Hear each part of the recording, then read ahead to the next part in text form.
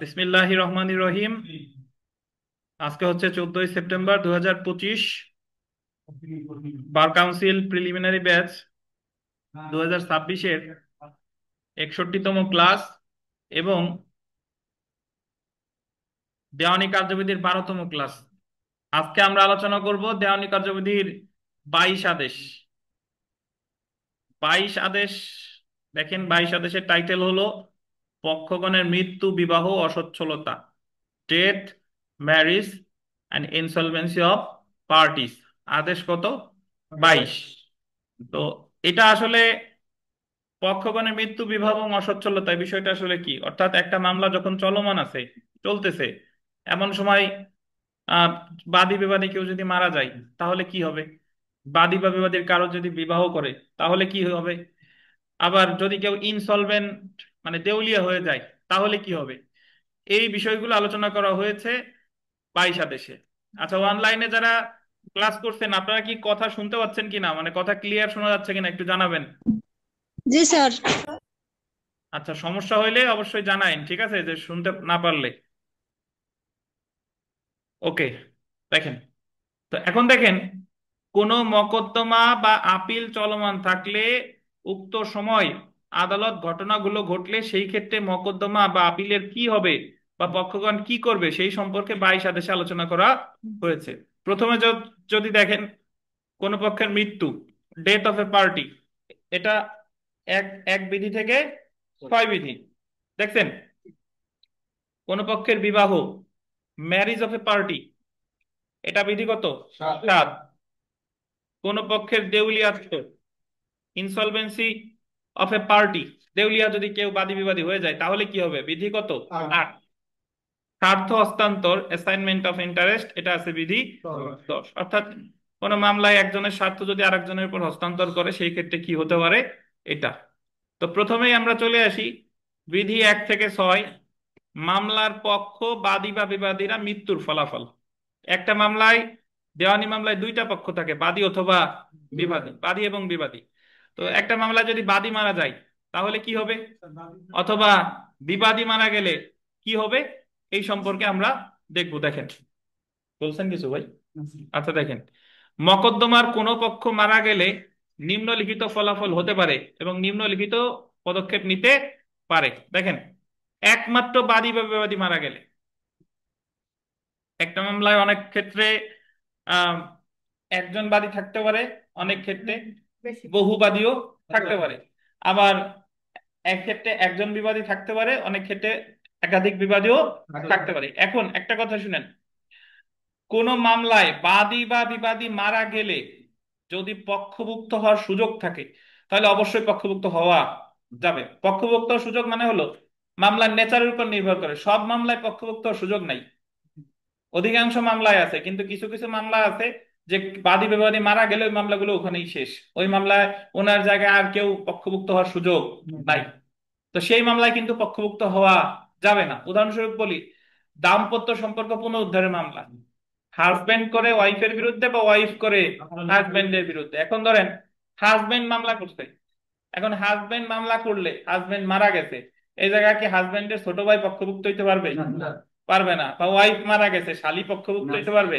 পারবে না। তাহলে এই মামলায় বাদী বিবাদী মারা গেলে ওই জায়গায় শেষ, এই মামলায় পক্ষভুক্ত হওয়ার কোনো সুযোগ নাই।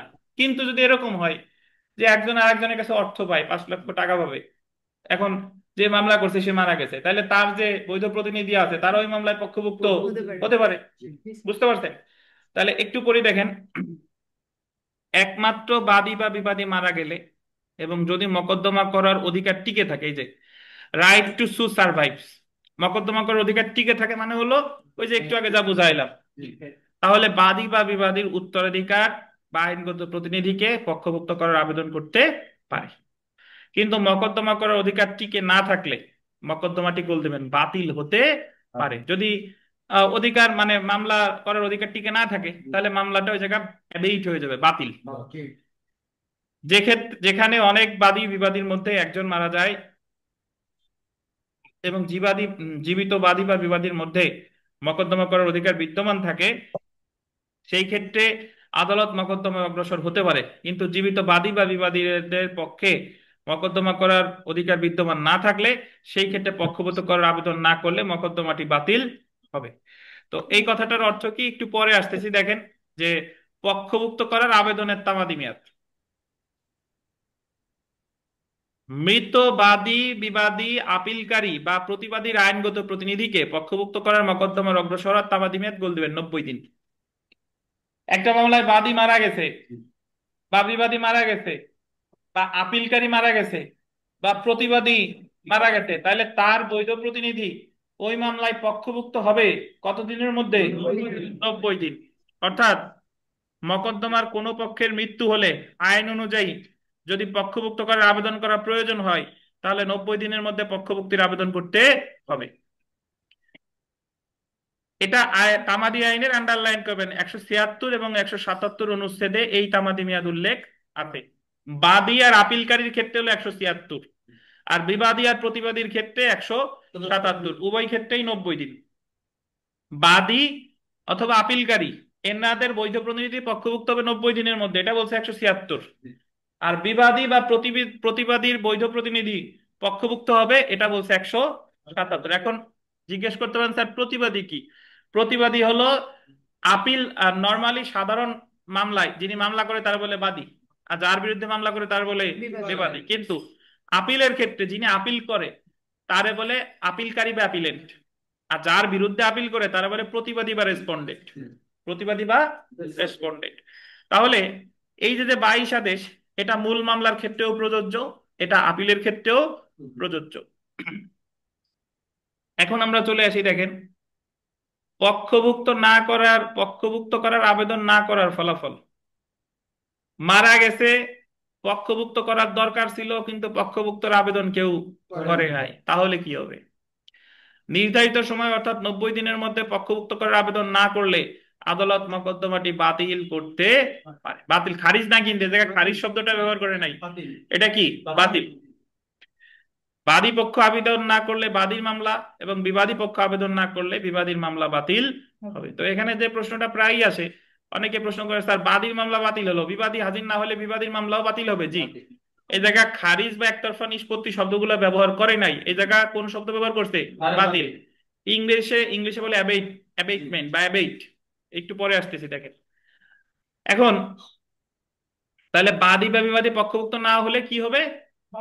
বাতিল হবে মামলা। এখন এই বাতিল আদেশের বিরুদ্ধে কি প্রতিকার আছে, দেখেন।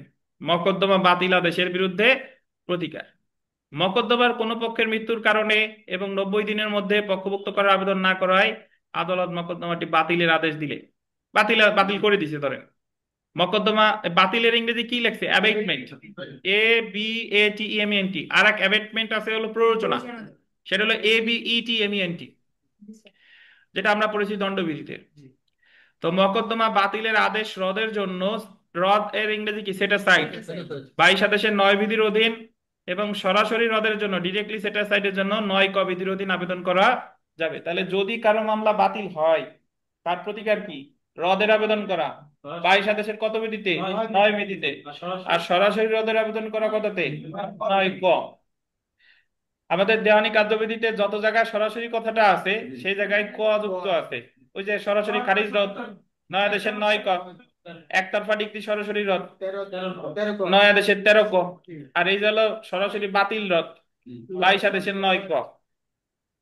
কিন্তু একই কারণে নতুন করে মামলা দায়ের করা যাবে না। অর্থাৎ আপনার মামলা যদি বাতিল হয়ে যায়, তাহলে আর নতুন মামলা করা যাবে না, কারণ 9 এর 1 বিধিতে বলা হয়েছে যে ক্ষেত্রে এই আদেশের অধীন কোনো মকদ্দমা খারিজ বা বাতিল হয়েছে, সেই ক্ষেত্রে উক্ত একই মকদ্দমার কারণের ভিত্তিতে নতুন কোনো মকদ্দমা দায়ের করা যাবে না। তো এখন আহ 9 আদেশের 9 আর 9 কতে কি আছে এটা আমরা একটু দেখব। তো তার আগে এখানে একটা কথা লিখে রাখেন, যে 22 আদেশের একটু লেখেন। 22 আদেশের 3 ও 4 বিধিতে, 3 ও 4 বিধিতে বাদী ও বিবাদীর,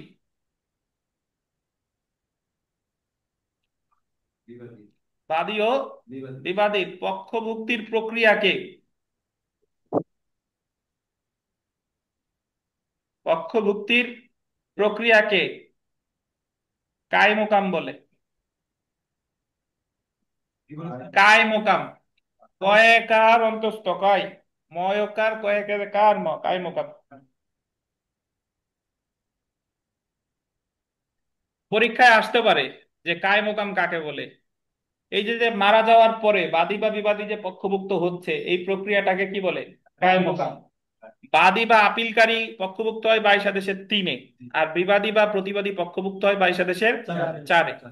আর বাদী বা আপিলকারীর তামাদি মেয়াদ বলছে 176, বিবাদী বা প্রতিবাদীর তামাদি মেয়াদ বলছে 177। এই যে যে প্রক্রিয়াটা, এটাকে কি বলে?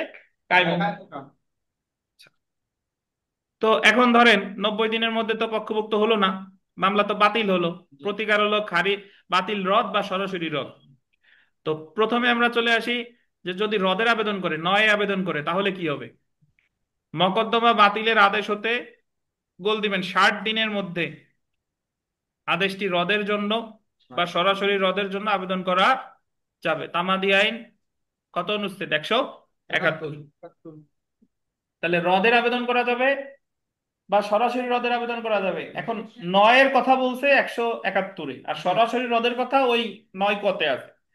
তাহলে এখানে একটা বিশেষ বিধান খেয়াল করেন, সেটা হলো যে আমরা এর আগে যত জায়গায় খারিজ রদের বা একতরফা ডিক্রি রদের আবেদন টাবেদন পাইছি, সব জায়গায় 30 দিন।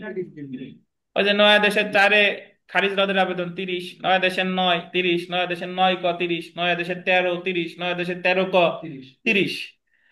মোটামুটি যত জায়গায় খারিজ রদ বা একতরফা ডিক্রি রদ টদ আছে, সব জায়গায় 30। আমাদের দেওয়ানি কার্যবিধিতে এই যে একটা বিশেষ ক্ষেত্র, যে বাতিল আদেশ বাতিলের আবেদন, আপনার কাছে শুনতে অদ্ভুত লাগতে পারে, বাতিল আদেশ বাতিল মানে আপনি পক্ষভুক্ত হন নাই, মামলা কি হয়েছে? বাতিল। এখন ওই বাতিল আদেশ আবার বাতিলের আবেদন করতেছেন 22 আদেশের কততে? 9 বা 9 কতে। এই তামাদিমি একটা কত? 60 দিন। এটা গুরুত্বপূর্ণ। শুধুমাত্র 22 আদেশের 9 কতে।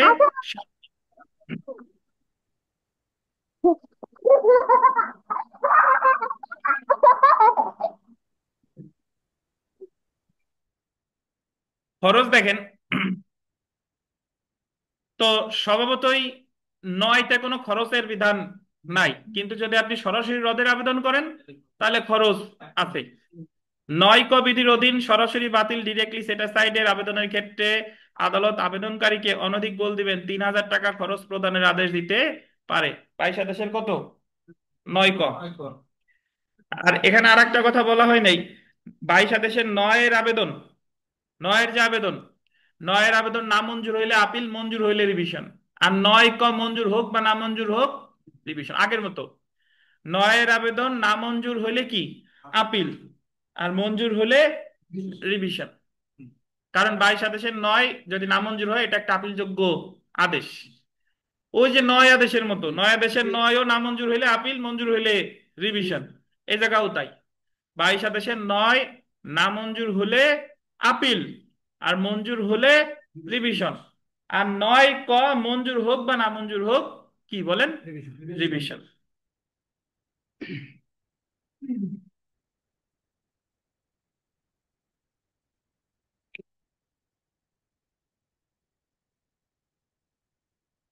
তো আমরা এই যে দেখেন, আপিল 22 আদেশের 9 বিধির অধীন মকদ্দমা বাতিলের আদেশ রদের আবেদন করা হলে এবং আদালত উক্ত আবেদন গোল দেবেন প্রত্যাখ্যান করলে তার বিরুদ্ধে আপিল করা যাবে। কিন্তু মকদ্দমা বাতিলের আদেশ রদের আবেদন গোল দিবেন মঞ্জুর করলে তার বিরুদ্ধে আপিল করা যাবে না। এই কথাটার অর্থ কি? বাদীর কথা ধরেন, এই জায়গাতে বাদী বিবাদী উভয়ের ক্ষেত্রেই প্রযোজ্য। যে আবেদন করছে তার আবেদনটা নামঞ্জুর হয়েছে, তাহলে সে সংক্ষুব্ধ, তার প্রতিকার আপিল। আর যে আবেদন করছে তার আবেদনটা মঞ্জুর হয়েছে, তাহলে আরেকজন সংক্ষুব্ধ, তার প্রতিকার কি? রিভিশন। আর 9 ক-এর আবেদন মঞ্জুর বা নামঞ্জুর যাই হোক না কেন, কি? রিভিশন। তো জেনে রাখা ভালোতে চলে আসি, দেখেন দেওয়ানি কার্যবিধির 22 আদেশের বিধান গোল দিবেন জারি কার্যক্রমের ক্ষেত্রে ইন এক্সিকিউশন রিভিশন পর্যায়ে প্রতিনিধিত্বমূলক মকদ্দমায় রিপ্রেজেন্টেটিভ সুটের ক্ষেত্রে প্রযোজ্য না। এই যে 22 আদেশের বিধানাবলী, এটা জারি মামলায় করা যাবে না। আর কিসে করা যাবে না? রিভিশন পর্যায়ে করা যাবে না। আর কিসে যাবে না? প্রতিনিধিত্বমূলক মামলায় করা যাবে না। তাহলে পরীক্ষায় প্রশ্ন আসবে যে 22 আদেশের বিধানাবলী কোন কোন ক্ষেত্রে প্রযোজ্য হবে না? জারি মামলা, রিভিশন মামলা, আর কি প্রতিনিধিত্বমূলক মামলা। ফেরদৌস সাহেব বলেন তো, প্রতিনিধিত্বমূলক মামলা কোথায় বলা আছে?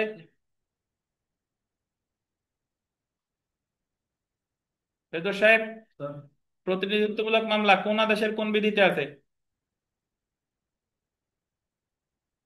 কেউ পারবেন? বিমল সাহেব বলেন। একাদেশের 8 বিধি। প্রতিনিধিত্বমূলক মামলা আছে একাদেশের 8 বিধিতে, জি। অতঃপর দেখেন, শুনানি সমাপ্ত এবং রায় ঘোষণার মধ্যে মৃত্যুবরণ করলে মকদ্দমার কারণ থাকুক বা না থাকুক, কোন পক্ষের মৃত্যুর কারণে মকদ্দমা বাতিল হবে না। যখন মামলার শুনানি শেষ হয়ে গেছে এবং রায় ঘোষণা করবে এর মধ্যে মারা গেছে, তাহলে এই জায়গায় এই মামলা কি হবে না? বাতিল হবে না। মকদ্দমার মহিলা পক্ষের বিবাহের কারণে মকদ্দমাটি খারিজ হবে না। বিধি 7, কোন মামলায় যদি মহিলা বিবাহ করে এই বিবাহের কারণে মামলা কি হবে না? খারিজ হবে না। আমরা চলে আসি। হুম। আর এক জায়গায় বিয়ে করলে আপনি তার বিরুদ্ধে ফৌজদারি মামলা করবেন, কিন্তু ওই মামলা তো খারিজ হবে না। বুঝছেন? বিয়ের কারণে ওই মামলা খারিজ হবে না। আচ্ছা, মকদ্দমার পক্ষ দেউলিয়া হয়ে গেলে তার ফলাফল, বিধিগত 8। এখানে একটা বিষয় খেয়াল করেন, দেউলিয়া বাদী যদি হয় তাহলে মামলার কোনো প্রভাব পড়বে না। বাদী দেউলিয়া হইলে মামলা চলবে। আর যদি বিবাদী, যার বিরুদ্ধে মামলা করছে, সে যদি দেউলিয়া হয়ে যায় তাহলে মামলা হয় বাতিল হবে, আর নাহলে বিচার স্থগিত থাকবে। দুইটা জিনিস, বুঝেন কিনা? বাদী দেউলিয়া হলে মামলা কি হবে? চলবে। কিন্তু বিবাদী দেউলিয়া হলে মামলে মামলা হয় বাতিল হবে, নাহলে মামলার কার্যক্রম কি থাকবে? স্থগিত থাকবে। এই যে পড়ি দেখেন, দেওয়ানি কার্যবিধির 22 নং আদেশের 8 নং বিধিতে বলা হয়েছে, আন্ডারলাইন করেন, বাদীর দেউলিয়াত্ব মামলাটি বাতিল হবে না। বাদীর দেউলিয়াত্বের কারণে মামলা, কিন্তু এই ক্ষেত্রে বাদীর সত্ত্ব নিয়োগী অ্যাসাইনার বা রিসিভার মামলাটি চালিয়ে নিতে পারে। বাদী দেউলিয়া হয়ে গেছে ঠিক আছে, কিন্তু বাদীর পক্ষে আরেকজন মামলা চালাই নিবে। কিন্তু এই নিয়মটি প্রতিদ্বন্দ্বী পক্ষের বিবাদীর দেউলিয়াত্বের ক্ষেত্রে প্রযোজ্য না। এটা কিন্তু বিবাদীর দেউলিয়াত্বের ক্ষেত্রে প্রযোজ্য না। অর্থাৎ বিবাদী যদি দেউলিয়া হয়ে যায় তাহলে মামলা অ্যাবেট বা বাতিল হবে, দেখছেন? এবং এই ক্ষেত্রে আদালত মকদ্দমাটি স্থগিত করতে পারে, এবং এই ক্ষেত্রে বিবাদীর প্রতিনিধি পক্ষভুক্ত হয়ে মকদ্দমা অগ্রসর হতে পারে। তাহলে আবার মনে রাখতে হবে, অ্যাকচুয়ালি এই জায়গায় দুইটা ফলাফল আছে। যদি বিবাদী দেউলিয়া হয় মামলা অ্যাবেট হবে না, অথবা মামলার কার্যক্রম, সরি, বিবাদী দেউলিয়া হলে মামলা অ্যাবেট হবে, অথবা মামলার কার্যক্রম কি থাকবে? স্থগিত হবে। যেমন ক ক্ষয়ের বিরুদ্ধে 4 লক্ষ টাকা মামলা দায়ের করেছে, ক করছে, খ কে আদালত দেউলিয়া ঘোষণা করছে, যার বিরুদ্ধে মামলা করছে আদালত বলছে এ দেউলিয়া। সুতরাং ক্ষয়ের বিরুদ্ধে আর মামলা চলতে পারে না। কিন্তু এই মামলায় খ যদি মারা যায় তাহলে আদালত এই মৃত ব্যক্তির আইনগত প্রতিনিধিদেরকে বিবাদী হিসেবে যুক্ত করে মামলায় অগ্রসর হতে পারবে। বলতেছে যে সে যতদিন বেঁচে আছে, দেখা গেল মামলা কার্যক্রম স্থগিত করে রাখছে, সে দেউলিয়া, বাদী দেউলিয়া, বিবাদী দেউলিয়া, তার মামলা কার্যক্রম স্থগিত করে রাখছে। এখন সে যখন মারা যাবে তখন তার আবার যে বৈধ প্রতিনিধি আছে তারা ইচ্ছা করলে মামলায় পক্ষভুক্ত হতে পারে। তাহলে আপনার যেটা মনে রাখা দরকার, সহজ কথা, বাদী দেউলিয়া হইলে মামলায় কিছু হবে না, মানে ভালো মন্দ কিছু, মামলা যেভাবে চলতেছে সেইভাবে চলবে। কিন্তু বিবাদী দেউলিয়া হলে দুইটা ফলাফল, হয় মামলা অ্যাবেট হবে, আর না হলে মামলা স্থগিত থাকবে। এতটুকু মনে রাখেন। আর পক্ষগণের দেউলিয়াত্ব সম্পর্কে বলা হয়েছে 22 আদেশের কত বিধি? 8 বিধি। বিবাহ সম্পর্কে বলছে 22 আদেশের কত বিধি? 7 বিধি। আর মারা যাওয়া সম্পর্কে বলছে 22 আদেশের 1 থেকে 6। এই দিনেশ সাহেব, ভালো আছেন? বলেন তো, দাম্পত্য সম্পর্ক পুনরুদ্ধারের মামলায় স্বামী যদি মারা যায় তাহলে স্বামীর বৈধ প্রতিনিধি পক্ষভুক্ত হবে কতদিনের মধ্যে? হুম। মারা গেলে পক্ষভুক্ত হওয়া যাবে না? পক্ষভুক্ত নিয়ম আছে না? কেন? এই যে 90 দিনের মধ্যে পক্ষভুক্ত হইতে হবে।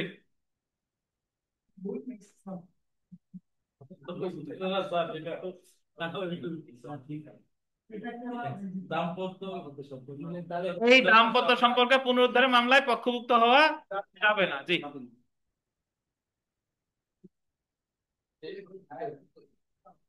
স্বামী ছোট ভাই থাকলে? আচ্ছা, বিগত বছরের প্রশ্ন দেখেন। কোন দেওয়ানি মামলা চলাকালীন উহার বাদী বা বিবাদী মারা গেলে তার মৃত্যুর কতদিনের মধ্যে তার ওয়ারিশদের স্থলাভিষিক্ত না করলে মামলা অ্যাবেট হবে? আর অ্যাবেট যদি হয়ে যায় তাহলে অ্যাবেট সেটা সাইড করার আবেদন করবে কয়দিনের মধ্যে? 60 দিন। 2 নং প্রশ্ন দেখেন। কোন মামলার অ্যাবেট আদেশ রদের জন্য মৃত বাদীর বৈধ প্রতিনিধি সরাসরি দরখাস্ত দায়ের করতে হবে। সরাসরি কয়দিন? 60 দিন। সরাসরি দরখাস্ত করলে খরচ কত? 3000 টাকা। 3 নম্বর প্রশ্ন দেখেন। নিম্নের কোন ক্ষেত্রে কোন মামলা অ্যাবেট হওয়ার কারণ উদ্ভব হতে পারে? প্রতিদ্বন্দ্বী পক্ষের মৃত্যু, প্রতিদ্বন্দ্বী পক্ষের দেশান্তর, প্রতিদ্বন্দ্বী পক্ষের দেউলিয়াত্ব। দেখেন, মৃত্যু হওয়ার সাথে সাথে কিন্তু অ্যাবেট হয় না। যদি পক্ষভুক্ত না হয় তারপরে অ্যাবেট। দেশান্তরের কারণে অ্যাবেট হয় না, কিন্তু দেউলিয়াত্বের কারণে অ্যাবেট হইতে পারে। বুঝছেন?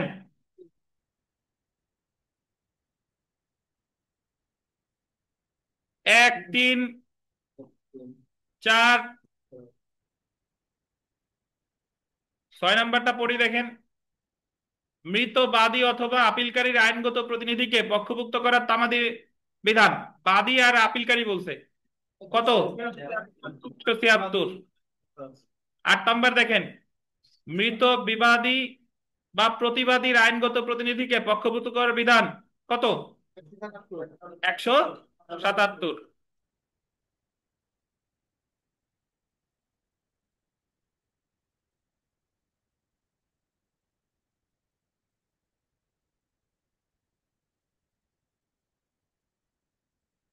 14 নম্বরটা দেখি। 14 নম্বর। মৃত বাদী বা বিবাদীর আইনগত প্রতিনিধি পক্ষভুক্ত না করার কারণে আদালত মোকদ্দমা বাতিলের আদেশ দিলে ড্যাশ আবেদন করা যাবে। উক্ত বাতিল আদেশ রদের জন্য 22 আদেশের 9 বিধির অধীন। উক্ত বাতিল আদেশ সরাসরি রদের জন্য 22 আদেশের 9 ক বিধির অধীন। দুটাই হবে নাকি? 16 দেখেন। কোন মামলায় পক্ষভুক্তির জন্য মৃতবাদীর আইনগত প্রতিনিধি আবেদন না করায় আদালত মোকদ্দমাটি বাতিলের আদেশ দিলে উক্ত আদেশ 9 বিধির অধীন রদের আবেদন করা যায় আদেশের তারিখ হইতে কত দিনের মধ্যে? 60 দিন না? 60 দিন। আর 9 কত টাকা লাগবে? 3000। 18টা দেখেন। 18। দেওয়ানি কার্যবিধির 22 আদেশের 9 বিধির অধীন আদালত মোকদ্দমা বাতিলের আদেশ বাতিলের আবেদন প্রত্যাখ্যান করলে। বাতিলের আবেদন কি করছে? প্রত্যাখ্যান করছে। বাতিলের আদেশ বাতিলের আবেদন প্রত্যাখ্যান করছে। আপিল। মঞ্জুর হইলে হতো রিভিশন।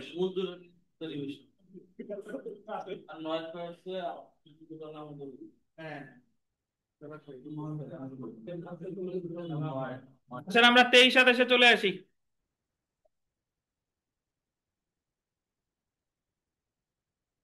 মকদ্দমা প্রত্যাহার ও সমন্বয়, withdrawal and adjustment of suit.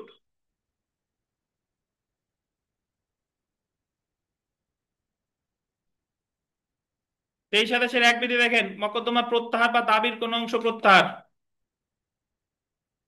মামলা প্রত্যাহার করে কে বলেন তো? যিনি মামলা দায়ের করতে সে। তো মামলা প্রত্যাহার করলে আমি একটু বলিনি, মামলা প্রত্যাহার আপনি করছেন, মামলা দায়ের করছেন, মামলা দায়ের পর প্রত্যাহার করলে ওই মামলা আবার আপনি দায়ের করতে পারেন আবার নাও পারেন। এখানে দুইটা বিধান আছে। আপনি যদি আদালতের অনুমতি নিয়ে প্রত্যাহার করেন যে ওনার আমি এই মামলা আবার দায়ের করতে চাই, এই মামলায় দুইটা দুইটা বিষয় এখানে। ওই যে আমরা সালিসি করছিলাম মনে আছে, আরবিট্রেশন 89 খ, যে আমি এই মামলায় সালিশ করতে চাই, এই কারণে আমার মামলা প্রত্যাহার করা হোক। যদি সালিসি কার্যক্রম ব্যর্থ হয় তাহলে আবার আমি মামলা করতে চাই, আমার অনুমতি দেওয়া হোক। তাহলে এই প্রত্যাহার করলে আবার পরবর্তীতে দায়ের করা যাবে। বুঝছেন? কিন্তু আপনি যদি ভালো মন্দ আদালতের কাছ থেকে কিছু না বইলে, অনুমতি না নিয়া আদালতে বললেন যে আমি আর মামলা চালাবো না, আদালত প্রত্যাহারের অনুমতি দিছে, তাহলে পরবর্তীতে আর এই মামলা আপনি করতে পারবেন না। এটা রেস জুডিকাটা হচ্ছে না, but bar to further suit, 12 ধারা। বুঝতে পারছেন? তাহলে আদালতের অনুমতি নিয়ে প্রত্যাহার করলে আবার দায়ের করা যাবে, কিন্তু আদালতের অনুমতি না নিয়ে প্রত্যাহার করলে আর দায়ের করা যাবে না।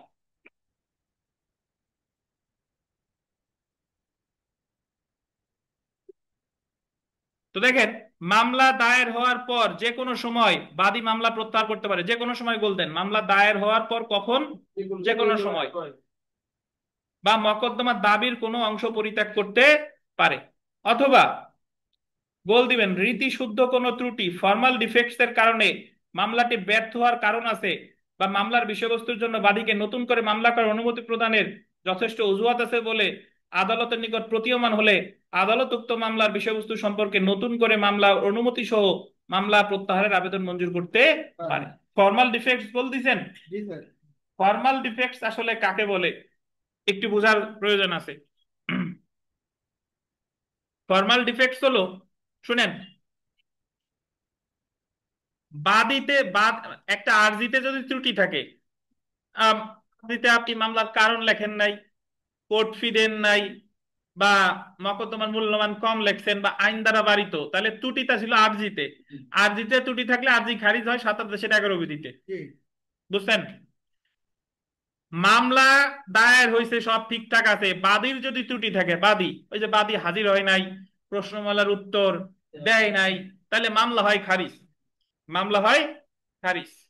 কিন্তু ফর্মাল ডিফেক্ট কি?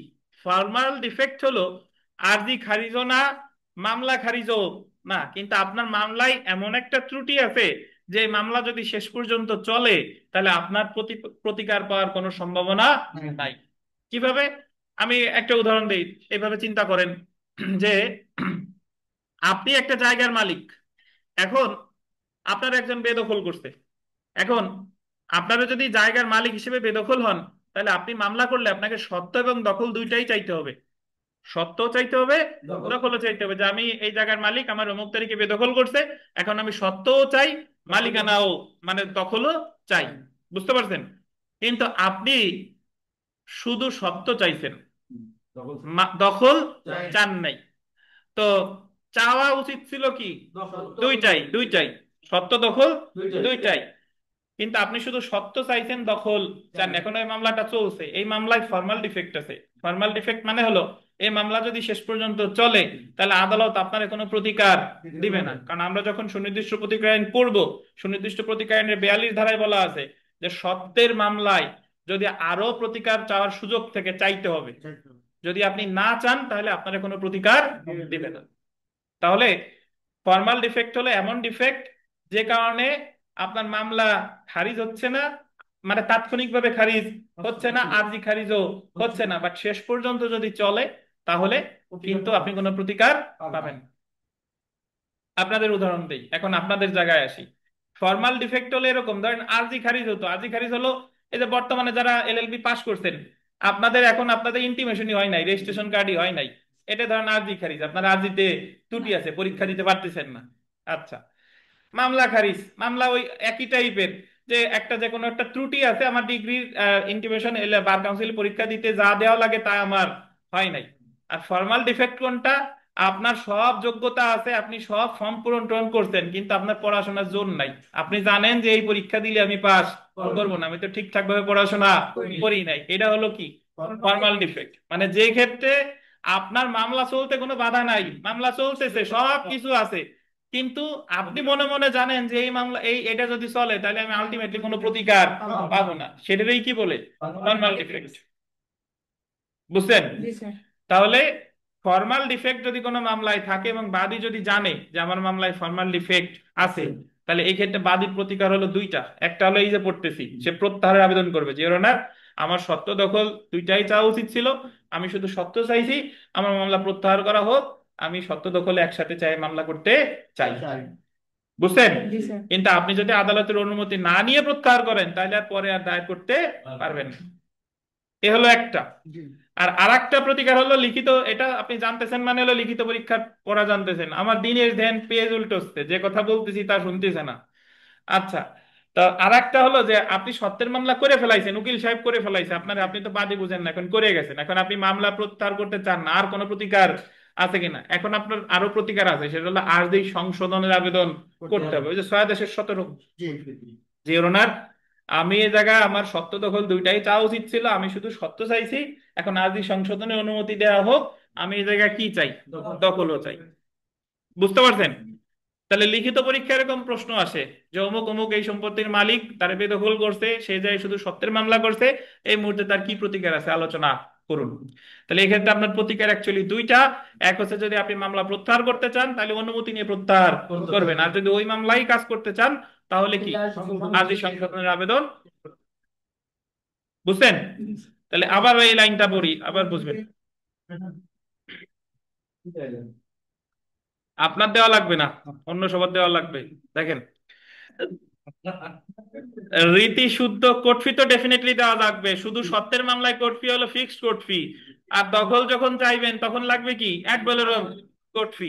দেখেন, রীতি শুদ্ধ কোনো ত্রুটির ফর্মাল ডিফেক্টস এর কারণে মামলাটি ব্যর্থ হওয়ার কারণ আছে, বা মামলার বিষয়বস্তুর জন্য বাদীকে নতুন করে মামলা করার অনুমতি প্রদানের যথেষ্ট অজুহাত আছে বলে আদালতের নিকট প্রতীয়মান হলে আদালত উক্ত মামলার বিষয়বস্তু সম্পর্কে নতুন করে মামলা করার অনুমতি সহ প্রত্যাহারের আবেদন মঞ্জুর করতে পারে।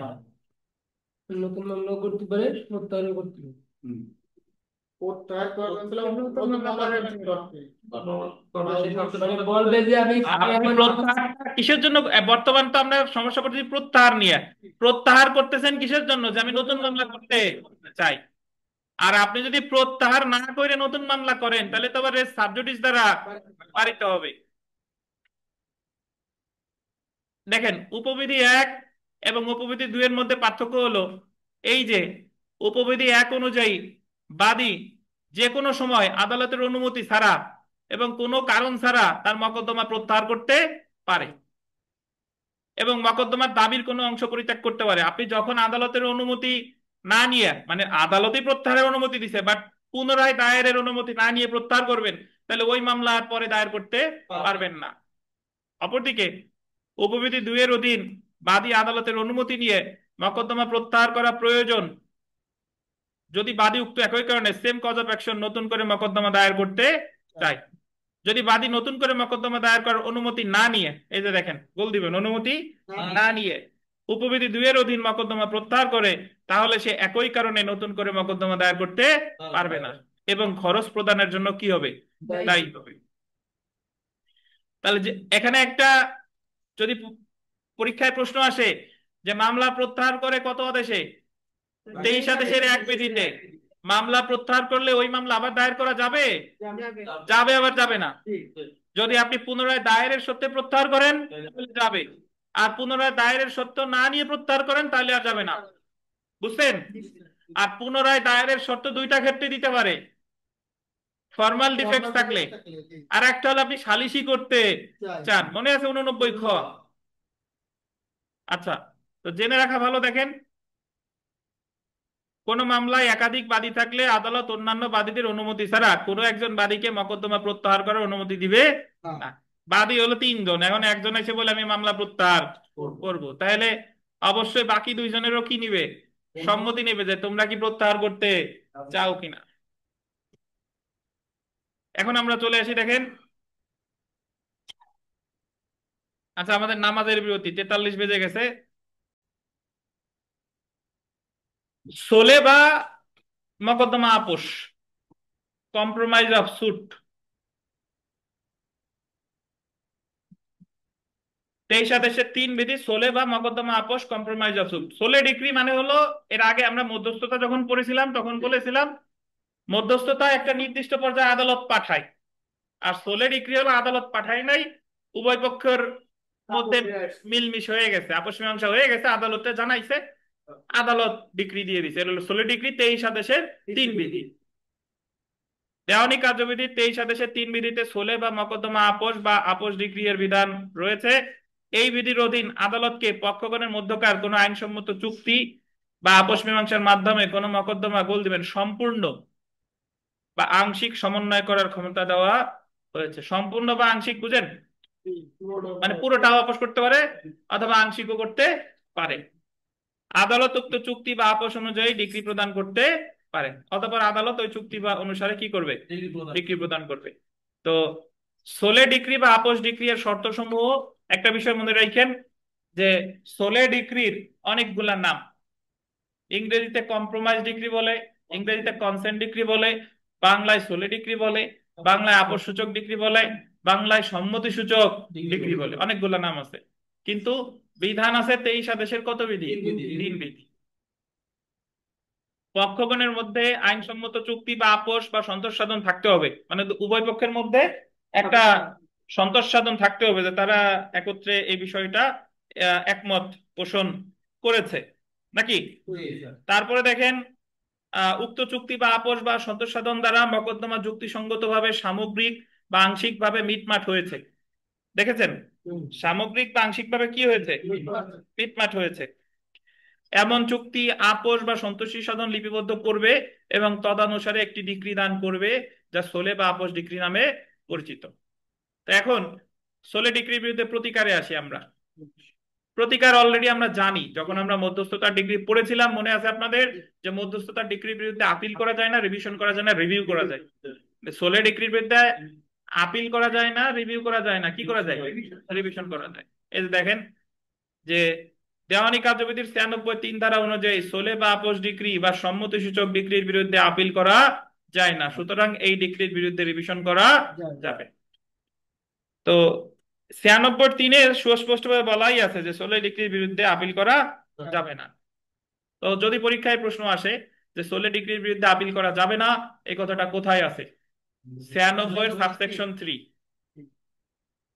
কিন্তু বিধি 23-এর অধীন আদালত পক্ষগণের মধ্যে, বিধি 23-3 মানে হলো আদেশ 23-3-এর অধীন আদালত পক্ষগণের মধ্যে আইনসম্মত চুক্তি বা আপোষ বা সন্তোষ সাধন লিপিবদ্ধ করলে, বা এই 3টে শব্দ কেটে দেন, সন্তোষ সাধন লিপিবদ্ধ করলে, এই 3টে শব্দ কাটেন, সন্তোষ সাধন লিপিবদ্ধ করলে, কাটছেন?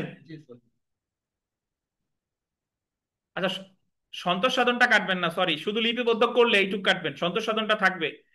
তাহলে কি কাটছেন, লিপিবদ্ধ করলে বা এই পর্যন্ত কাটবেন। তাহলে ভাষাটা হবে এরকম, যে আপোষ বা সন্তোষ সাধন লিপিবদ্ধ করতে অস্বীকৃতি জানিয়ে, দেখছেন, অস্বীকৃতি জানিয়ে শব্দটা বলতেন, অস্বীকৃতি জানিয়ে কোন আদেশ প্রদান করলে উক্ত আদেশের বিরুদ্ধে আপিল করা যাবে। এখানে দুইটা বিষয়, আপনি যখন পড়তে যাবেন তখন আপনার মনের মধ্যে দ্বিধা তৈরি হবে, যে একটু আগে বললো যে সোলে ডিক্রির বিরুদ্ধে আপিল করা যাবে না, আবার এই জায়গায় বলতেছে আপিল যোগ্য আদেশ। এই দুইটার ভিতরে কাহিনী কি, কাহিনী আছে, কাহিনী হলো যে উভয় পক্ষ রাজি, আদালতে গিয়া জানাইছে, আদালতও রাজি, ডিক্রি দিয়ে দিছে, এই ডিক্রির বিরুদ্ধে আপিল করা যাবে না, এটাই বলছে 96(3). বুঝছেন, সবাই রাজি, পক্ষরাও রাজি, আদালতও রাজি, ডিক্রি দিয়ে দিছে, এর বিরুদ্ধে আপিল করা যাবে না। বুঝতে পেরেছেন? কিন্তু যে ক্ষেত্রে পক্ষরা রাজি, আদালতে জানাইছে, বাট আদালত ডিক্রি দিতে চাচ্ছে না, আদালত অস্বীকৃতি জানাই আদেশ দিছে, যে আদালত বলছে না, ডিক্রি দেওয়া যাবে না, তাহলে এই আদেশের বিরুদ্ধে আপিল করা যাবে। কারণ 23 আদেশের 3 বিধিতে অস্বীকৃতি জানাইয়া কোনো আদেশ দিলে সেটা হলো একটা কি আদেশ, আপিলযোগ্য আদেশ। বুঝতে পেরেছেন? তাহলে ডিক্রি দিলে আপিল করা যাবে না, কিন্তু যদি কি দেয়, আদেশ দেয়, অস্বীকৃতি জানায় আদেশ দেয়, তাহলে কি করা যাবে, তাহলে আপিল করা যাবে। আশা করি বুঝতে পারছেন। হ্যাঁ, এ জায়গা তো বলে নাই যে কি আপিল করবে, সোলে সোলে ডিক্রি, বাদী বিবাদী তারা তো দুইজনই রাজি, এখন আদালত রাজি না, তাহলে আপিল যে সংক্ষুব্ধ সে করবে, দুইজন সংক্ষুব্ধ হলে দুইজনে করবে।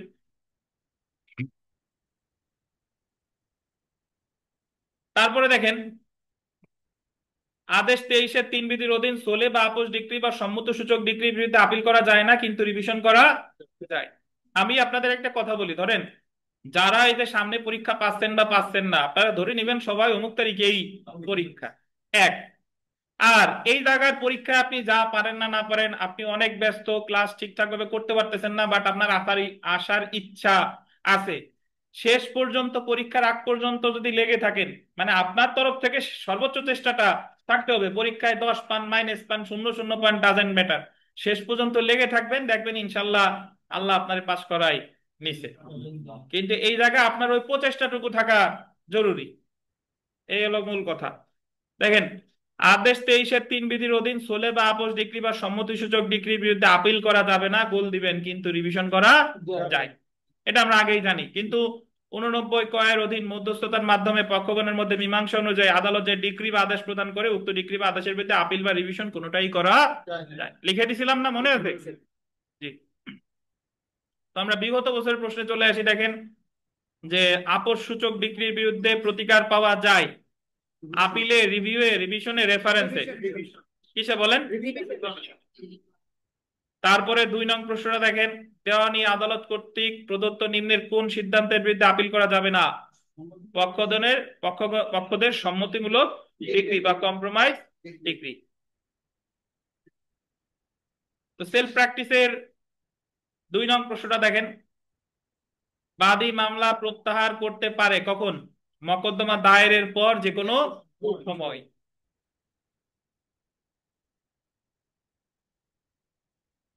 এখানে যত প্রশ্ন আছে সব পড়ে ফেলবেন কষ্ট করে। আমরা চলে আসি বিশেষ ক্ষেত্রে মকদ্দমা। তাহলে 23 আদেশ দেখেন, আমরা 23 আদেশে মোট 2টা বিষয় বিশেষভাবে পড়েছি। একটা হলো আপনার 23 আদেশের প্রথম যেটা পড়েছি সেটা হলো মামলা প্রত্যাহার।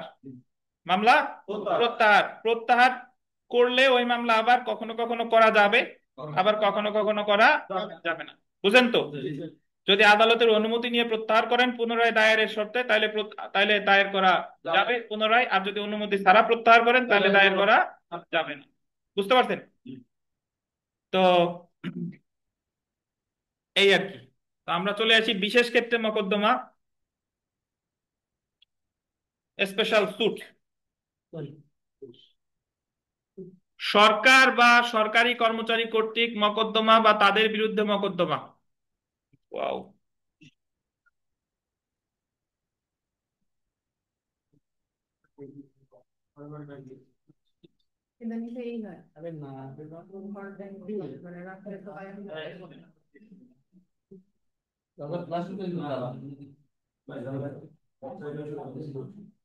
আচ্ছা, যারা অনলাইনে আছেন শুনতে পাচ্ছেন ভাই? কথা শুনতে পাচ্ছেন?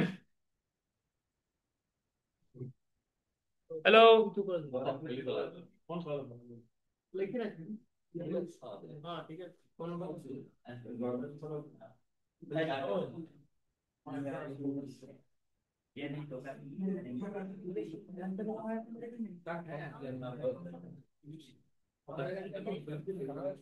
ওকে, দেখেন, বিশেষ ক্ষেত্রে মকদ্দমা সরকার বা সরকারি কর্মচারী কর্তৃক বা তাদের বিরুদ্ধে মামলা। অর্থাৎ সরকার যদি কারো বিরুদ্ধে মামলা করে বা কেউ সরকারের বিরুদ্ধে মামলা করেছে, সেই ক্ষেত্রে বিধিবিধান বলছে 79 থেকে 81 এবং আদেশ হচ্ছে 27।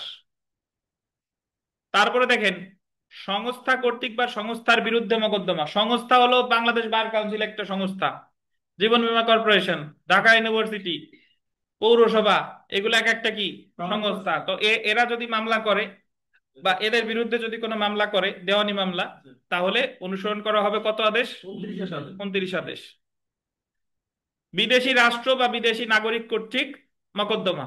বিদেশি নাগরিক বা বিদেশি রাষ্ট্র যদি বাংলাদেশের দেওয়ানি আদালতে মামলা দায়ের করে তাহলে অনুসরণ করবে 83 থেকে কত ধারা? 87। তারপরে দেখেন, শাসনতান্ত্রিক আইনের ব্যাখ্যা সম্পর্কে কোনো প্রশ্ন জড়িত মকদ্দমা। আদেশ কত? 27। শাসনতান্ত্রিক আইন মানে হলো সংবিধান। শাসনতান্ত্রিক আইন মানে সংবিধান। সংবিধান সংক্রান্ত যে কোনো ব্যাখ্যা, এগুলা আছে কততে?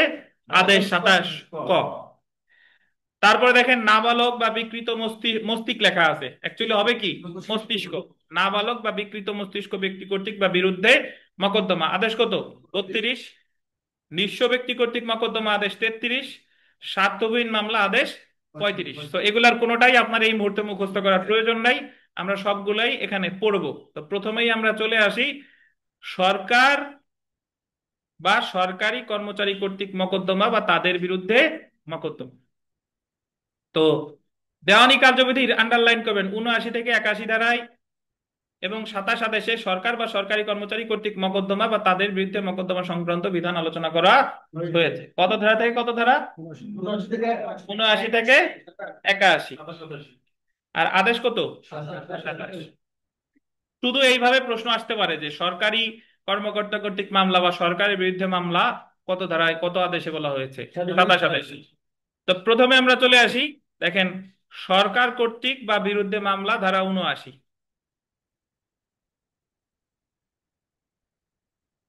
দেওয়ানি কার্যবিধির 79 ও বাংলাদেশ সংবিধানের গোল দিবেন 146 অনুচ্ছেদ অনুসারে বাংলাদেশ নামে বাংলাদেশ সরকার মামলা করতে পারে বা বাংলাদেশের সরকারের বিরুদ্ধে বিরুদ্ধে সরকারের বিরুদ্ধে মকদ্দমা দায়ের করা যায়। এটার অর্থ হলো বাংলাদেশ সরকার যদি মামলা করে তাহলে বাদীর নাম হবে বাংলাদেশ, আর বাংলাদেশ সরকারের বিরুদ্ধে যদি মামলা করে বিবাদীর নাম হবে বাংলাদেশ। এই কথাটা বলা হয়েছে দেওয়ানি কার্যবিধির কত ধারায়? 79 ধারায়। এমসিকিউ পরীক্ষার প্রশ্ন আসতে পারে যে বাংলাদেশের পক্ষে মামলা করলে বা বিপক্ষে মামলা করলে নাম হবে বাংলাদেশ, বলা হয়েছে কত ধারায়? 79 ধারায়। তো সেম কথা বলা হয়েছে বাংলাদেশ সংবিধানের কত অনুচ্ছেদ? 146 অনুচ্ছেদ। আপনার মনে না রাখলেও চলবে, কিন্তু 79টা একটু মনে রাখেন। সরকার কর্তৃক মকদ্দমার ক্ষেত্রে বাদী হিসেবে কর্তৃপক্ষের নাম হবে বাংলাদেশ এবং সরকারের বিরুদ্ধে মকদ্দমার ক্ষেত্রে বিবাদী হিসেবে কর্তৃপক্ষের নাম হবে বাংলাদেশ। অর্থাৎ সরকার কর্তৃক মকদ্দমার ক্ষেত্রে বাদী হিসেবে বাংলাদেশ এবং সরকারের বিরুদ্ধে মকদ্দমার ক্ষেত্রে বিবাদী হিসেবে বাংলাদেশের নাম ব্যবহার করতে হবে। চলে আসেন নোটিশ প্রদান ধারা 80। এই 80 ধারাটা এর আগে আমরা পড়েছি, আপনার মনে আছে কিনা?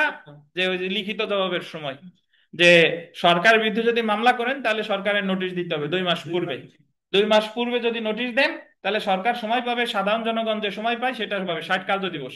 কিন্তু যদি নোটিশ না দিয়ে মামলা করেন তাহলে সর্বনিম্ন সময় পাবে কত? 3 মাস। এটা আগেও পড়ছি আমরা, মনে আছে কিনা?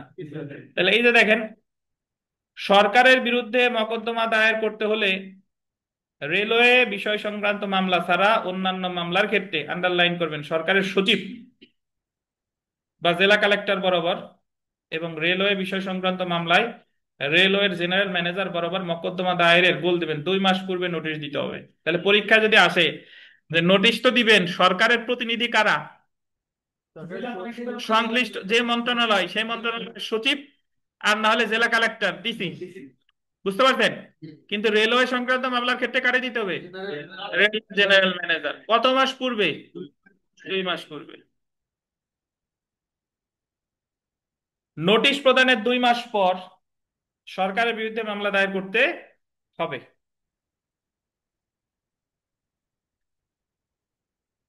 তবে বাদী পক্ষ কোনো প্রকার লিখিত বিজ্ঞপ্তি ছাড়া সরকারের বিরুদ্ধে মোকদ্দমা দায়ের করলে আদালত সরকারকে লিখিত বিবৃতি পেশ করতে গোল দিবেন সর্বনিম্ন 3 মাস সময় মঞ্জুর করবে। কোন প্রকার লিখিত বিবৃতি ছাড়া যদি দায়ের করে তাহলে সর্বনিম্ন সময় দিবে কতদিন? এটা গুরুত্বপূর্ণ, এখান থেকে প্রশ্ন আসতে পারে। তাহলে এখানে আমরা 2টা ধারা পড়লাম। সরকার মামলা করলে, সরকারের বিরুদ্ধে মামলা করলে বাদী বিবাদীর নাম হবে বাংলাদেশ 79 ধারা। আর সরকারের বিরুদ্ধে মামলা করলে জেলা কালেক্টরকে বা সংশ্লিষ্ট সচিবকে আর রেলওয়ের ক্ষেত্রে রেলওয়ে ম্যানেজারকে নোটিশ দিতে হবে কয় মাস পূর্বে? 2 মাস পূর্বে। 2 মাস পূর্বে নোটিশ দিলে উনি সময়, সরকার সময় পাবে 60 কার্যদিবস। আর 2 মাস পূর্বে নোটিশ না দিয়ে মামলা করলে উনি সময় পাবে সর্বনিম্ন।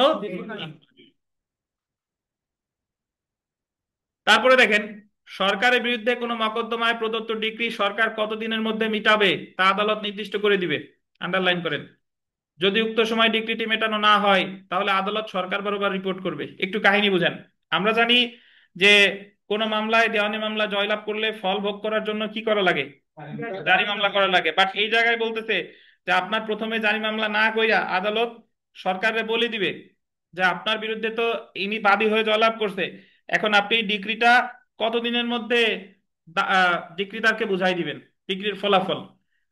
এটা আদালত নির্দিষ্ট করে দিবে। কিন্তু ওই সময়ের মধ্যেও যদি ডিক্রি সরকার না মিটায় তাহলে আদালত সরকার বরাবর কি করবে? রিপোর্ট করবে। দেখেন, যদি ডিক্রিটি এমন রিপোর্টের 3 মাস পরেও অনিষ্পত্তি থাকে, রিপোর্ট করছে বাট তারপরেও কি আছে? অনিষ্পত্তি অবস্থায় রয়েছে, অনিষ্পন্ন অবস্থায় রয়েছে, তাহলে আদালত দেওয়ানি কার্যবিধি অনুযায়ী ডিক্রি জারি করতে পারে। বুঝতে পারছেন? তাহলে সরকারের বিরুদ্ধে ডিক্রি পাইলে সাথে সাথেই জারি মামলা করার প্রয়োজন আছে? সাথে সাথেই নাই। আগে হলো আদালত বলে দেবে এতদিনের মধ্যে মিটাবেন, এতদিনের মধ্যে যদি না মিটাই রিপোর্ট করবে, রিপোর্ট করার মধ্যেও যদি না মিটাই 3 মাস পরে, তাহলে জারি মামলা করা যাবে। বুঝছেন? জেনে রাখা ভালো, সরকার কর্তৃক বা বিরুদ্ধে কোনো মোকদ্দমা সরকার কর্তৃক উক্ত উদ্দেশ্যে নিযুক্ত ব্যক্তি কর্তৃক আর্জি বা লিখিত জবাব স্বাক্ষরিত হবে এবং সরকার কর্তৃক এই রূপে নিযুক্ত বা মোকদ্দমার তথ্যাবলী সম্পর্কে সুপরিচিত কোনো ব্যক্তি কর্তৃক সত্যতা প্রতিপাদন হবে। আপনাদের কাছে আমি একটা প্রশ্ন জিজ্ঞাসা করি, মনে আছে কিনা দেখি বলেন, যে আরজিতে সত্য পাঠ সত্যাখ্যান কে করবে, এটা কোথায় বলা আছে?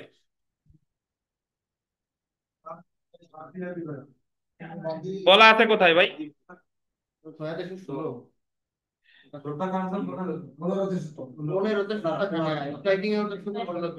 ছয়াদেশের 14তে সিগনেচার, ছয়াদেশের 15তে সত্যাখ্যান, ছয়াদেশের 16তে কর্তন, ছয়াদেশের 17তে সংশোধন, ছয়াদেশের 18তে সংশোধনের সময়।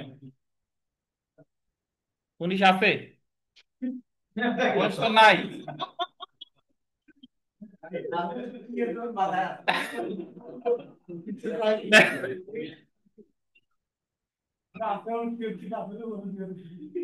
আচ্ছা, বিগত বছর প্রশ্ন দেখেন,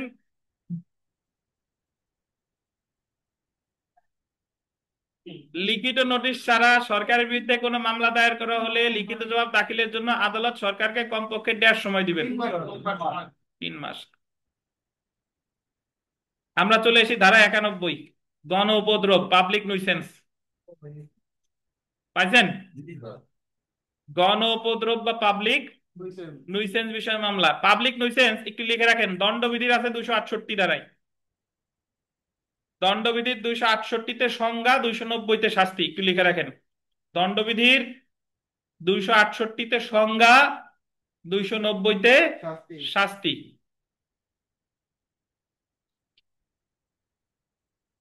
লিখছেন? 268-তে সংজ্ঞা, 290-তে শাস্তি দণ্ডবিধির। আর ফৌজদারি কার্যবিধির লেখেন, ফৌজদারি কার্যবিধির ধারা 132 ক থেকে 143। ফৌজদারি কার্যবিধির আপনার লেখা আছে না? লেখেন না কোনটা? লেখছি স্যার, ও এটা লেখি তো। কার্যবিধির ধারা 132 ক থেকে 143, 132 ক থেকে 143, 143। তো এখানে একটা বিষয় দেখেন যে গণ উপদ্রব কি সেটা আমি বলতেছি, বাট গণ উপদ্রব সম্পর্কে আমাদের সিপিসিতে আছে 91 ধারা, দণ্ডবিধিতে গণ উপদ্রবের সংজ্ঞা দিয়েছে 268, শাস্তি বলেছে 290, আর ফৌজদারি কার্যবিধিতে একটা অধ্যায় আছে পাবলিক নুইসেন্স 132 ক থেকে 143। তো গণ উপদ্রব আসলে কি? গণ উপদ্রব হলো যে আপনি এমন একটা কাজ করেছেন যে কাজের কারণে আপনার আশেপাশের লোক বিরক্ত হয়েছে। আপনি বেসুরো গলায় গান করেন রেগুলার, সকালে উঠা প্রতিবেশী ঘুমাইতে পারে না। আপনি কুকুর পালেন, কুকুরে প্রায় আশেপাশের লোকজনরে কামড় দেয়, গণ উপদ্রব। আপনি বিল্ডিং এর কাজ করতেছেন, উপর থেকে প্রায় মালামাল নিচে পড়ে, পথচারীরা আহত নিহত হয়, এটা কি? গণ উপদ্রব। আপনি, আপনার শখ হলো রাসেল ভাইপার পালা, রাসেল ভাইপার প্রায় 2-1 জনে কামড় দেয়, এটা এক ধরনের কি? গণ উপদ্রব। তরুণ তরুণী আবাসিক হোটেলে গিয়ে ধরা পড়েছে রেড দিয়ে, এটাও এক ধরনের গণ উপদ্রব। বুঝতে পারছেন? তাহলে এই গণ উপদ্রবের সংজ্ঞা দিছে হচ্ছে ফৌজদারি কার্যবিধিতে বলছে হচ্ছে 132 ক থেকে 143, আর মামলা হয় দণ্ডবিধি 268 ধারায়, আর শাস্তি হয় 200, সরি, মামলা হয় 290-তে, আর সংজ্ঞা দিছিল 268-তে। কিন্তু দেওয়ানিতে গণ উপদ্রব যদি কোথাও হয়ে থাকে, দেওয়ানিতেও পদক্ষেপ নেওয়ার সুযোগ আছে, সেই সম্পর্কে বলেছে 91 ধারায়। দেখেন, গণ উপদ্রবের ক্ষেত্রে বল দিবেন অ্যাটর্নি জেনারেল। গণ উপদ্রবের ক্ষেত্রে কে বলেন? অ্যাটর্নি জেনারেল, অথবা গোল দিবেন 2 বা ততোধিক ব্যক্তি। অ্যাটর্নি জেনারেলের আন্ডারলাইন করবেন লিখিত সম্মতিক্রমে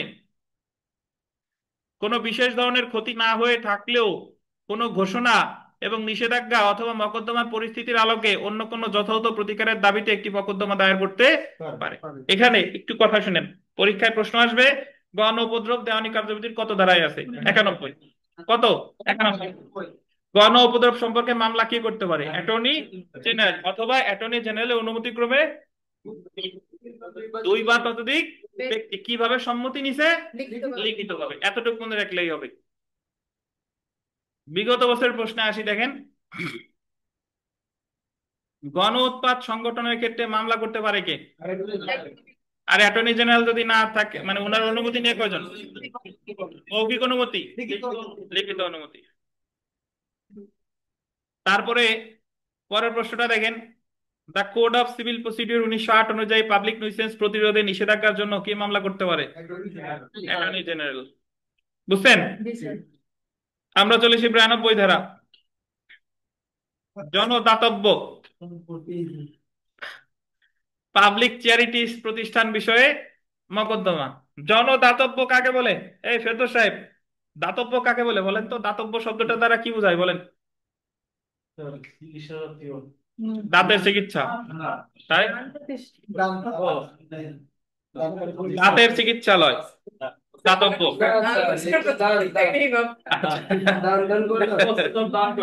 দাতব্য মানে হচ্ছে জনকল্যাণমূলক কাজ করা, ঠিক আছে? তো এটা ধর্মীয় উদ্দেশ্যে হতে পারে, অন্য কোনো উদ্দেশ্যে হতে পারে।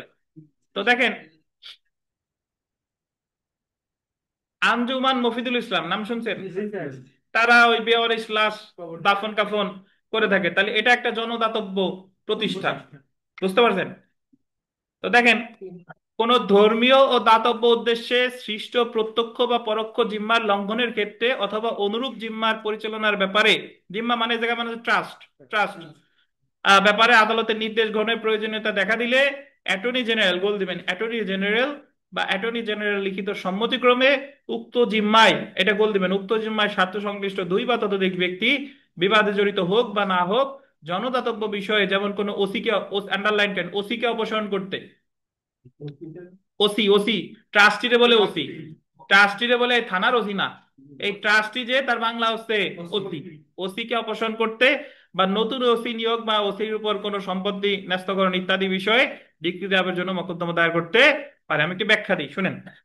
ধরেন এই জায়গায় বলছে যে যে জিম্মাগুলো গঠিত হয়েছে ধর্মীয় উদ্দেশ্যে বা দাতব্য উদ্দেশ্যে, জিয়া অরফানেজ ট্রাস্ট নাম শুনছেন? খালেদা জিয়ার বিরুদ্ধে অভিযোগ ছিল তিনি জিয়া অরফানেজ যে ট্রাস্ট, ওই ট্রাস্টের ট্রাস্টি ছিলেন খালেদা জিয়া, মানে ওসি, ওই ট্রাস্টের ওসি ছিল খালেদা জিয়া। তখন ওনার বিরুদ্ধে ফৌজদারি মামলা হয়েছে, ফৌজদারি কার্যবিধি 409 ধারায়, 409 ধারা ক্রিমিনাল ব্রেস অফ ট্রাস্ট। ওনার বিরুদ্ধে অভিযোগ হচ্ছে উনি অপরাধজনক বিশ্বাসভঙ্গ করে 2 কোটি বা কত টাকা আত্মসাৎ করছে, যে কারণে ওনার বিরুদ্ধে মামলা হয়েছিল, ফৌজদারি মামলা। ওনার সাজা হয়েছিল 5 বছর, 2 বছর বা কিছুদিন খাটার পরে মুক্ত হয়েছিল, পরে আবার এখন খালাস পাইছে।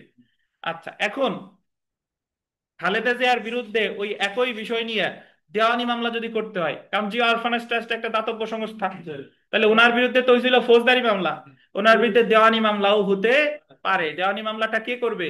অ্যাটর্নি জেনারেল বা ওই ট্রাস্টের স্বার্থ সংশ্লিষ্ট দুই বা ততোধিক ব্যক্তি। সে কথাই বলেছে কত ধারায়? 92 ধারায়। জি। সেলফ প্র্যাকটিসে দেখেন 1 নম্বর প্রশ্নটা, সরকারের পক্ষে বা বিপক্ষে মকদ্দমায় বাদী বা বিবাদীর নাম হবে কি? বাংলাদেশ। সরকারের বিরুদ্ধে মকদ্দমা দায়ের করতে হলে রেলওয়ে বিষয় সংক্রান্ত মামলা ছাড়া অন্যান্য মামলার ক্ষেত্রে নোটিশ দিতে হবে কারে? সরকারের সচিবকে অথবা জেলা কালেক্টর। এটা গুরুত্বপূর্ণ, ঠিক আছে? 3 নম্বরও গুরুত্বপূর্ণ, যে রেলওয়ে সংক্রান্ত বিষয়ে সরকারের বিরুদ্ধে কোনো মকদ্দমায় নোটিশ দিতে হবে কাকে? Railway general manager. অতঃপর এখানে 6 নং প্রশ্নটা দেখেন, যে সরকার কর্তৃক মকদ্দমার ক্ষেত্রে মকদ্দমার আর্জি কে স্বাক্ষর করবে? সরকার কর্তৃক উক্ত উদ্দেশ্যে নিযুক্ত কোনো ব্যক্তি। তারপরে দেখেন 7 নং প্রশ্নটা আমরা ভিতরে পড়ি নাই, বাট গুরুত্বপূর্ণ। 7 নংটা হলো, দেখেন যে দেওয়ানি কার্যবিধির ড্যাশ ধারায় আদালত সরকারি কর্মকর্তাকে আটক এবং ব্যক্তিগত হাজিরাতে অব্যাহতি দিতে পারে। কত ধারায়? 81 ধারায়। সরকারি কর্মকর্তাকে আটক বা ব্যক্তিগত আদালত ব্যক্তিগত হাজিরা থেকে অব্যাহতি দিবে কত ধারায়? 81 ধারায়। তো 8 নম্বর প্রশ্ন চলে আসেন, দেখেন 8 নং প্রশ্ন, ভিভিআই শাসনতান্ত্রিক আইনের ব্যাখ্যা, ইন্টারপ্রিটেশন অ্যাজ টু কনস্টিটিউশন। শাসনতান্ত্রিক শব্দের অর্থ কি? শাসনতান্ত্রিক আইনের ব্যাখ্যা মানে কি? কোন আইন? সংবিধান সম্পর্কিত কোন গুরুত্বপূর্ণ প্রশ্ন যদি সরকার সম্পর্কিত হয়, তাহলে কাকে নোটিশ না দেওয়া পর্যন্ত আদালত প্রশ্নটি নিষ্পত্তি করবে না। কোন মামলায় সংবিধান রিলেটেড একটা প্রশ্ন উত্থাপিত হয়েছে, তাহলে এই বিষয়টা আদালত আগে থেকে নিষ্পত্তি করবে না, কারে নোটিশ না দিয়ে? জেনারেলকে। বুঝছেন? বিবিআই আদেশটা দেখেন, শাসনতান্ত্রিক আইন কত? আদেশ 27 ক।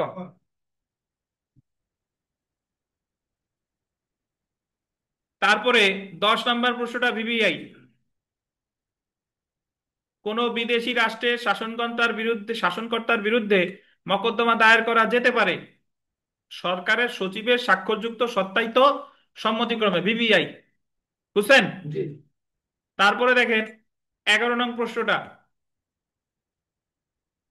কূটনৈতিক প্রতিনিধির বিরুদ্ধে মকদ্দমা। কূটনৈতিক প্রতিনিধিকে? রাষ্ট্রদূত। বুঝতে পারছেন? কূটনৈতিক প্রতিনিধির বিরুদ্ধে মকদ্দমা দায়ের করা যায় দেওয়ানি কার্যবিধি 1908 কত ধারায়? 83 ক ধারায়। আমরা চলে আসি আদেশ 32, নাবালক এবং বিকৃত মস্তিষ্ক লেখা আছে, হবে কি? মস্তিষ্ক ব্যক্তি কর্তৃক বা তাদের বিরুদ্ধে মামলা। এই জায়গায় কেউ নাবালক আছেন? বিকৃত মস্তিষ্ক সম্পন্ন কেউ আছেন নাকি? শুনেন, যারা নাবালক, যারা বিকৃত মস্তিষ্ক সম্পন্ন, তারা সরাসরি মামলা করতে পারে না, তাদের পক্ষে একজনকে মামলা করতে হয়। তাদের পক্ষে যিনি মামলা করেন তাকে বলে নেক্সট ফ্রেন্ড। এই যে 2025 সালের 28 এপ্রিল যে পরীক্ষা হলো, সেখানে পরীক্ষায় প্রশ্ন আসছে যে নাবালক বাদীর পক্ষে যিনি মামলা পরিচালনা করবেন তার নাম কি? আমরা জানি নেক্সট ফ্রেন্ড বলতে এখানে বোঝানো হয়েছে বাংলাটা আসন্ন বন্ধু, ওই জায়গায় ব্যবহার করছে পরবর্তী বন্ধু। নেক্সট মানে কি? পরবর্তী। বুঝছেন?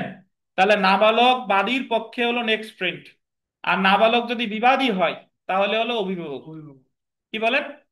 অভিভাবক। তো আমরা একটু পড়ি, দেখেন।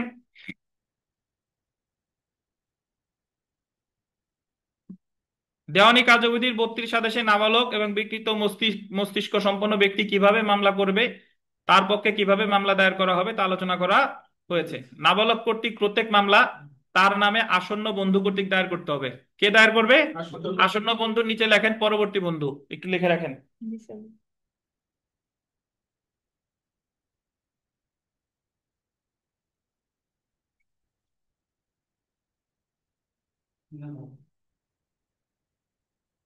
কি হবে? পরবর্তী বন্ধু। আর পূর্ববর্তী বন্ধু কে? দেখেন, যদি বিবাদী নাবালক হয় তাহলে উপযুক্ত যে কোনো ব্যক্তিকে আদালত বিবাদীর গোল দিবেন অভিভাবক হিসেবে নিয়োগ দিতে পারে। এখানে বিবাদীর কিন্তু আসন্ন বন্ধু বলে নাই, বিবাদীর ক্ষেত্রে বলেছে কি? অভিভাবক। সাবালক বা সুস্থ মস্তিষ্ক সম্পন্ন যে কোনো ব্যক্তি নাবালকের পক্ষে আসন্ন বন্ধু হতে পারে বা বিবাদীর অভিভাবক হতে পারে। শর্ত হলো স্বার্থ নাবালকের স্বার্থের পরিপন্থী হবে না এবং সে মামলার বাদী বা বিবাদী হবে না। অর্থাৎ যে নাবালকের পক্ষে প্রতিনিধিত্ব করতেছে সে তার স্বার্থ নাবালকের স্বার্থের পরিপন্থী হবে না, আর স্বয়ং সে ওই মামলায় বাদী বিবাদী হিসেবে নাই। যে ক্ষেত্রে আন্ডারলাইন করবেন, যে ক্ষেত্রে নাবালক, এটা বিবিআই, যে ক্ষেত্রে নাবালক আসন্ন বন্ধু ছাড়া মকদ্দমা দায়ের করে সেক্ষেত্রে মকদ্দমাটি রক্ষণীয় নয়। তিনটে স্টার দেন। আসন্ন বন্ধু ছাড়া সে যদি সরাসরি নিজে গিয়ে মামলা করে ওই মামলাটা কি নয়? রক্ষণীয় নয়। তারপরের যে লাইনটা, এটাও গুরুত্বপূর্ণ, এখানে কোনো বিধি টিধি মনে রাখার দরকার নাই। ঠিক আছে?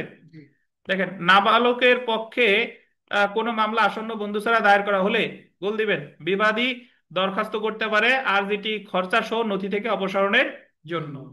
খারিজের কথা বলে নাই, বলছে যে খরচা থেকে নথি থেকে কি অপসারণের জন্য। তাহলে যে ক্ষেত্রে বিবাদী কি করছে, কোন প্রকার নাবালক কোন প্রকার আসন্ন বন্ধু ছাড়া সে নিজে নিজে গিয়ে মামলাটা দায়ের করছে, তাহলে বিবাদী এসে কি অভিযোগ জানাইতে পারে, দরখাস্ত দিতে পারে যে তার মামলাটা খরচা সহ নথি থেকে কিসের জন্য? অপসারণের জন্য। হ্যাঁ, বলেন। এখানে বলতে যে এই নাবালকের পক্ষে যে মামলা করবে, হুম। হ্যাঁ, আপনার নেক্সট ফ্রেন্ড, হুম। হয়তো তার স্বার্থ আর মানে বিবাদী মানে নাবালকের স্বার্থ পরিপন্থী হবে না, জি। এবং সে যে মানে নেক্সট ফ্রেন্ড হবে সে এই মামলার বাদী বা বিবাদী হতে পারবে না। পারবে না। তাহলে তো মামলায় যে আদালতে যে মামলা হয় যে এই নাবালকের পক্ষে তার মা বাবা থাকে, ধরেন একটা মামলা করছে, সেখানে মানে স্ত্রী আছে, হ্যাঁ। স্ত্রী মানে স্ত্রী এবং নাবালক সন্তান দেখে মারা গেছে, হ্যাঁ। সেই ক্ষেত্রে তো এই যে মানে নাবালকের পক্ষের মা বাবারে রাখে। তা নাবালকের পক্ষের মা বাবারে রাখছে, তাহলে নাবালকের মা বাবা কি ওই মামলায় আর কোনো পক্ষ আছে? সেটা তো বাদই আছে, না সেটাও বাদী। আপনি ওই কোন জায়গা বুঝে কোন মামলার আর্জি নিয়ে আসেন, তারপরে দেখবেন কি আছে। যদি নাবালকের পক্ষ যদি বাদী হয় তাহলে ওই যে নেক্সট ফ্রেন্ড আছে সে বিবাদী হতে পারবে না, আবার যদি বিবাদী হয় নাবালকের পক্ষ থেকে বাদী হতে পারবে না। বাদী হতে পারবে না, জি। এই কথা বলছি। দেখেন, বিগত বছরের প্রশ্ন দেখেন, নাবালকের পক্ষে কোনো মামলা আসন্ন বন্ধু ছাড়া দায়ের করা হলে বিবাদী দরখাস্ত করতে পারে আরজিটি খরচা সহ নদী থেকে নথি থেকে অপসারণের জন্য। তো এখানে খারিজের জন্য হবে না, ফেরত প্রদানের জন্য হবে না, খরচা সহ নথি থেকে অপসারণের জন্য হবে। 2 নং প্রশ্নটা গুরুত্বপূর্ণ, দেখেন, নাবালক কর্তৃক প্রত্যেক মোকদ্দমা দায়ের করতে হবে। এবার এই প্রশ্নটাই এসেছে হুবহু, জাস্ট এই জায়গা ছিল আসন্ন বন্ধু, ওই জায়গায় অপশন দিয়েছে পরবর্তী বন্ধু, এটাই পার্থক্য। 4 নম্বর প্রশ্নটা দেখেন, আহ নাবালক বিবাদীর পক্ষে যে ব্যক্তি মামলায় প্রতিদ্বন্দ্বিতা করে থাকে তাকে বলে বিবাদীর অভিভাবক। ইংরেজিতে দেখেন গার্ডিয়ান অ্যাড লিটেম। ঠিক আছে, এটা খেয়াল করেন। বাদী হইলে কে? Next friend. আর বিবাদী হইলে বিবাদীর অভিভাবক বা গার্ডিয়ান অ্যাড লিটেম। এটাই। 5 নাম্বারটা দেখেন, গার্ডিয়ান অ্যাড লিটেম কে? নাবালকের পক্ষে আইনগত ব্যবস্থা নিতে আদালত কর্তৃক হবে। ঠিক আছে, আদালত কর্তৃক নিযুক্ত ব্যক্তি, এটা সরকার কর্তৃক না, কি হবে? আদালত কর্তৃক। এখানে কতগুলো খুবই গুরুত্বপূর্ণ প্রশ্ন আছে, আসতে পারে। 6 নাম্বারটা দেখেন, যে ক্ষেত্রে বিবাদী একজন নাবালক, সেই বিবাদী পক্ষে একজন অভিভাবক নিয়োগ করবে কে? আদালত। 7 নাম্বারটাও গুরুত্বপূর্ণ, দেখেন, যে ক্ষেত্রে নাবালক বিবাদীর ক্ষেত্রে কোনো ব্যক্তি অভিভাবক হিসেবে উপযুক্ত না হলে বা অভিভাবক হিসেবে কোনো ব্যক্তি কাজ করতে ইচ্ছুক না হলে আদালত কাকে বিবাদীর অভিভাবক নিয়োগ করবে? আদালতের কোনো মানে কোনো অভিযোগ অভিভাবককে পাচ্ছে না, আবার কেউ অভিভাবক হতে চাইতেছে না, তাহলে আদালতের কোনো কর্মকর্তারে অভিভাবক হিসেবে নিযুক্ত করবে। 8 নাম্বারটাও গুরুত্বপূর্ণ, যে একজন নাবালক বাদী সাবালক হওয়ার পর তার আসন্ন বন্ধু কর্তৃক দায়েরকৃত কোনো মামলা নিম্নলিখিত কোন কারণে খারিজের জন্য আবেদন করতে পারে? মামলাটি অযৌক্তিক হলে, মামলাটি যথাযথ না হলে, মামলাটি সে পরিচালনা করতে না চাইলে, সবগুলো। বিষয়টা হলো, নাবালকের পক্ষে তার অভিভাবক মামলা করছিল, করার পর নেক্সট ফ্রেন্ড মামলা করছে, করার পরে নাবালক যখন সাবালক হয়েছে সে দেখলো যে এই মামলা করার কোনো দরকার ছিল না, মামলাটা ছিল অযৌক্তিক, মামলাটা যথাযথ ছিল না, তাহলে সে খারিজের আবেদন করতে পারে। 9 নাম্বারটাও বিবিআই দেখেন, নাবালক বাদীর অভিভাবক বা আসন্ন বন্ধুর কারণে মকদ্দমার কার্যক্রম স্থগিত হতে পারে যদি আসন্ন বন্ধু অপসারিত হয়, অবসর গ্রহণ করে, মৃত্যুবরণ করে, সবগুলা মানে যে আসন্ন বন্ধু সে মারা গেছে, মামলা কার্যক্রম কি হবে? স্থগিত। তারপরে অবসর গ্রহণ করছে, অপসারিত হয়েছে, তাহলে পরবর্তী আসন্ন বন্ধু নিয়োগের আগ পর্যন্ত মামলার কার্যক্রম স্থগিত থাকবে। 10-11 পরে আমরা আজকে শেষ করব। দেখেন 10 নাম্বারটা দেখেন, যে নাবালক বাদীর আসন্ন বন্ধু বা বিবাদীর অভিভাবক অবসর গ্রহণ, অপসারণ বা মৃত্যুবরণের ফলাফল কি? মকদ্দমার কার্যক্রম স্থগিত করো। 11 নাম্বারটা দেখেন, যে নাবালকের অভিভাবক মকদ্দমা পরিচালনার দায়িত্ব প্রাপ্ত হয়ে নিম্নলিখিত কোন কাজটি করতে পারে না? নাবালকের অভিভাবক মকদ্দমার আপোষ মীমাংসা করতে পারে না, আপোষ মীমাংসা ছাড়া আর বাদ বাকি সবই পারে।